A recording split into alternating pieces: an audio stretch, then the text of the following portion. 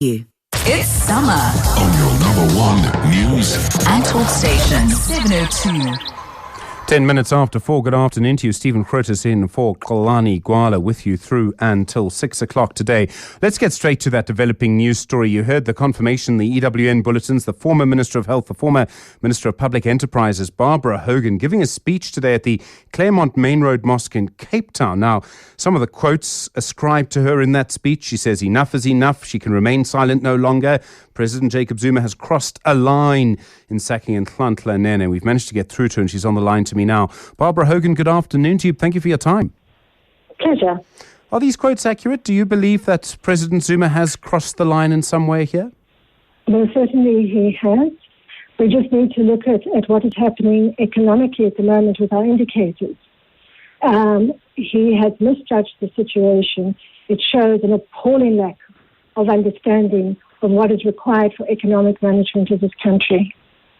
What do you think should be done? I think the ANC needs to hold the president to account. Yes, the president does have the prerogative to appoint cabinet ministers and remove them.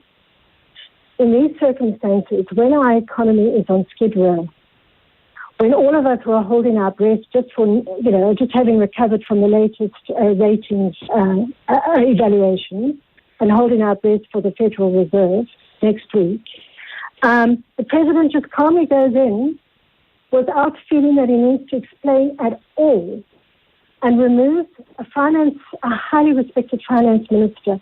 What president would do something like that under these circumstances, I ask you? So the ANC, and there are still good people in the ANC, and I'm talking not just about the ANC leadership, I'm talking about ordinary members. They need to start demanding that this president be held to account. Some people, when they hear you use the phrase held to account, they're going to interpret that as you calling for Zuma to go. Is that what you're saying? I think this country would be far better off without this man as our president. And I say that with a great deal of sadness. But certainly what we have witnessed over these last several years, where the major institutions of our constitutional democracy are being wrecked. We just have to look at what happened to SARS. You know, Stephen, we were part of a grouping of MPs that came to Parliament in 1994. We had to deal with an economy that was at -2% growth, with a huge debt, with the revenue services that had all imploded. And we worked our butts off to bring this all together. We built and government built a national treasury that is hugely respected. And now we are watching a man through his private whims, with the relationships with people, with wanting to please and be involved with people who like to do dodgy deals, allowing him to wreck the legacy that Mandela and all those others who fought so hard bestowed upon us. It is simply not acceptable. You're a member of the ANC. I mean, you have a very long history in the ANC. You were held in solitary confinement by the apartheid government. You were in exile for a time. Are you going to stay on as a member of the ANC? No, I wasn't in exile. I was a prisoner. I'm not even addressing that question because I think this is a matter for all citizens, both within and outside the ANC. This goes far beyond party politics. This is a matter of urgent national interest, and I don't want to sound alarmist, but seriously, this country cannot afford the gross mismanagement under which it has been toiling for the last couple of years. And this president doesn't see himself accountable to Parliament. He doesn't see himself accountable, it seems now, even to his own party. He seems to be only accountable to the cronies that he seems to spend a lot of time with, and that is not the caliber of leadership that we can be proud of. We saw yesterday Shaka Sisulu, a prominent younger member of the ANC, saying he could not agree with the decision by the president to fire Nene. He said ANC leaders needed to speak up or buy a suit to wear to the funeral of the ANC. Now, you've spoken up today. Do you think other people in the ANC will be listening to you? Do you think we will hear other voices do similar things? Well, you know what I really hope is that we don't have a response that we've had from Gwede Mentashe when Kgalema Motlanthe and the president, when Kgalema Motlanthe spoke out very bravely and got ripped apart.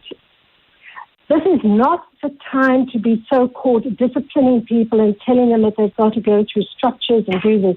We all know the structures do not operate democratically anymore in the ANC.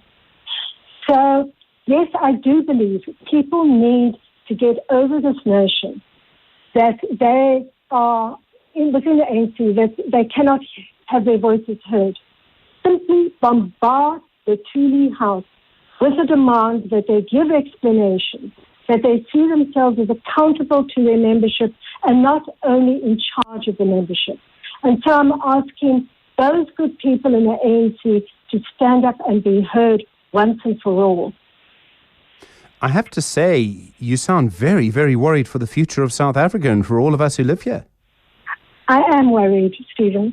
Look, there's still a lot that is good in this country. I think we have amazing set of people. I think there are amazing initiatives. I think our economy has been resilient under these circumstances.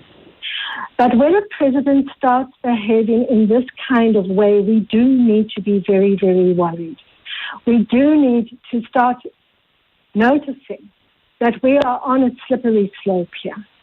And there is time to stop us from being on a slippery slope, but it's not afforded to us forever. And I am worried when a president in the midst of a huge economic crisis, with a drought, with everything bearing down upon us, shows such a complete ignorance of the consequences of removing our respected finance minister, then we are worried.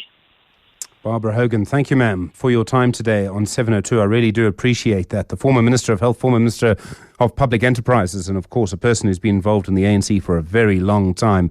Barbara Hogan on the line there. Very strong words, and you can hear, I thought you could hear the emotion in her voice. She's frustrated, I thought angry, but I think actually, I mean, what I heard in a way was just pure and simple disappointment. I thought that was really what I was hearing in a way, was just this, almost as she was talking, a sort of sorrowful shake of the head. That was my view. We'll take your calls on what Barbara Hogan said, 883-0702. And of course, you can tweet me at Stephen Curtis or SMS on 31702.